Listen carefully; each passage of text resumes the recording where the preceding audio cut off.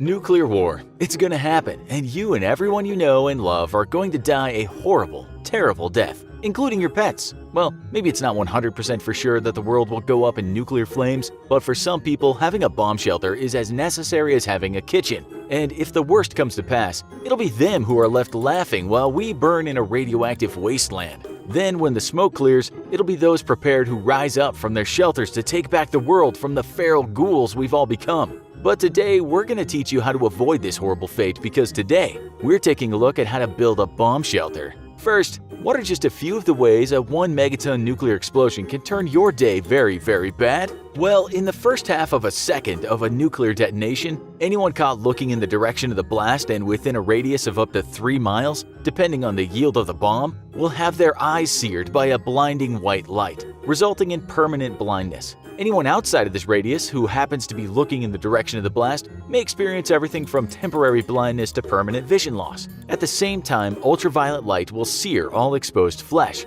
instantly causing third-degree burns. In the next nanosecond, deadly gamma rays bombard the body and slam into cells, ripping them to shreds and penetrating deeper into the body. In the next nanosecond after that, the ambient air temperature has skyrocketed to thousands of degrees, though not yet as hot as it will very soon get. This dramatic spike in temperature immediately combusts all clothing, flesh, and other flammable objects. At the end of the first second, a heat wave resonating outwards from the explosion point will slam into everything within a half-mile to 3-mile radius, again depending on the yield of the bomb. With temperatures in excess of 540,032 degrees Fahrenheit, all flesh and flammable objects are immediately vaporized into atomic dust in the insane heat, and metal melts and pools along the ground. A shock wave then resonates out just behind the heat wave, crushing buildings and cars. If you're within a few miles of the blast, the shock wave can crush your chest cavity, and the superheated air shreds your lungs.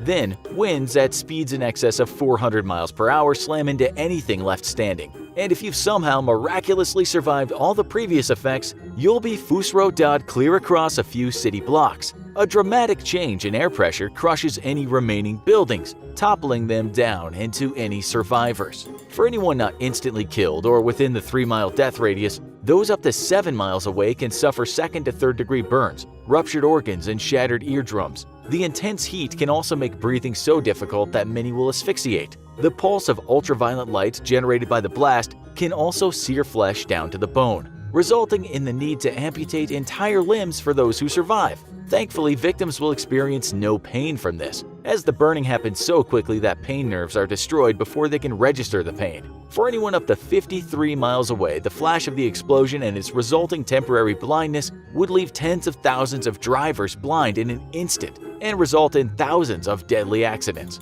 All technology within a potential radius of up to hundreds of miles would be instantly rendered useless as electromagnetic radiation overloads the circuits inside and makes devices inoperable. Power grids across entire states would shut down and never be turned on again, requiring the total replacement of the complete power grid from the ground up. For weeks afterwards, radioactive fallout will pose a deadly risk for anyone within a few hundred miles of the blast site, especially if the explosion was a ground burst, which would kick up much more radioactive debris into the atmosphere. Those affected will die slow, lingering deaths as their DNA breaks down at the molecular level and infection and disease set in to eat their bodies alive. So, think you need a bomb shelter now? We thought so. Unfortunately, most people don't have the room to physically build a bomb shelter for themselves, as most people tend to live in densely populated cities where the living conditions are predominantly apartments. If this is the case for you, then all is not lost, and you can still successfully shelter in place long enough for the worst effects of a nuclear detonation to pass by. If stuck at home, you can dramatically increase your odds of survival by duct taping all of the windows, making sure that you seal any possible openings through which radioactive contaminants could leak in. If possible, you should head to the lowest level of an apartment building, such as a parking garage, though figuring out a way to stop the airflow in from big garage gates would be critical to survival.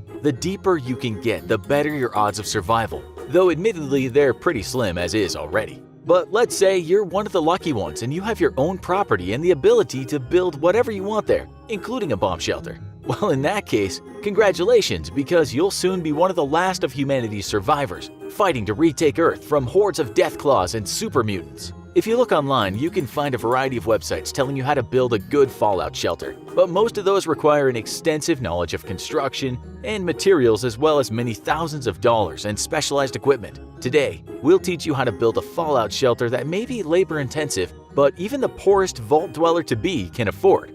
We hope you've got a shovel, because you're going to be doing a lot of digging. And remember, the infographic show is purely entertainment. First, you want to identify a suitable location for your fallout shelter. You ideally want to find somewhere semi-remote, but that you can realistically get to in time to save yourself from a nuclear bomb. With a 30-minute flight path from Russia to the US, you want to plan on having no more than 15 minutes travel distance from where you live to your shelter. But you also want to make sure there's no underground pipes or wires where you plan on building your shelter. Digging into one of these by accident can result in you getting drenched by fresh sewage, getting the electric shock of your life, or with a very hefty fine from your local city government. You need to call ahead to your town hall or local utility and inquire on the location of any underground infrastructure before you start digging to save you the pain and worries later. Now that you've chosen your spot, you're going to want to start digging downward at a fairly steep angle until you reach a depth of at least 12 to 15 feet. This is going to be your primary entry point into your shelter, though you'll end up building two. Next, you'll want to start digging straight ahead for approximately 3 to 4 feet, and then angle sharply up for another 3 to 4 feet. The end result will be an entry shaft that plunges down into the earth, levels off for a few feet, and then begins to rise up for a few feet again. The point of this is simple. Without expensive entryway materials and technology, you're going to have to rely on the same techniques that the Viet Cong used in Vietnam to protect your home under the ground from blast waves and water leaking in from the outside. Unlike in Vietnam though, the water that does leak down into your shelter will be radioactive, and so you want to create an area where the water can pool and soak into the ground without ever flooding your living space, hence the slope upwards. Your upward shaft should stop at a total depth of about 10 feet though, and this is because you'll need at minimum 3 feet of solid earth between you and the bomb above to protect you from the burst of gamma radiation. So at a depth of 10 feet, you'll be able to carve out a comfortable 7-foot ceiling shelter and maintain adequate overhead protection. You're not quite ready to start digging your living area though, as you have another major hazard to worry about in the aftermath of a nuclear explosion, and that's radioactive particles being carried by the wind. In order to protect yourself, you'll once more take inspiration from the Viet Cong, who built their tunnels to protect from napalm and a gas attack by American troops. At a depth of 10 feet, you'll want to dig straight a few feet, and then make a very sharp right turn, dig straight a few feet more, and make a very sharp left turn. Dig ahead a few feet and make another sharp left turn, and you've essentially made a U-bend in your tunnel. As wind from the outside rushes down into your shelter, the bend will severely weaken the strength of the blowing wind and help deposit the heavier radioactive dust and other particles on the floor before they reach you. To be safe though, you're going to repeat this construction one more time. So in total, your entry shaft should have 2 U-bends in it made up of very sharp right and left turns. Once those are complete, congratulations, because you're finally ready to start building your actual living area. Although we warn you, it's not going to be a palace. You'll want to make sure your shelter is as small as possible in order to keep it strong enough to withstand the initial blast. But you'll need at least 20 square feet per person who plans to inhabit the shelter for their personal needs and supplies. If you're handy, you can craft beds for everyone to occupy, but piles of blankets can make do in a pinch. You'll also want to make sure you have a toilet area, which is easily accessible and can store a few weeks' worth of waste. An underground poop closet, if you will. The toilet should either be a shaft a few feet deep or a hole lined with plastic, which can be sealed up and stored away until it can be safely disposed of later. It's not going to smell very nice in there, but better to breathe in your best friend's poop fumes than radioactive wind.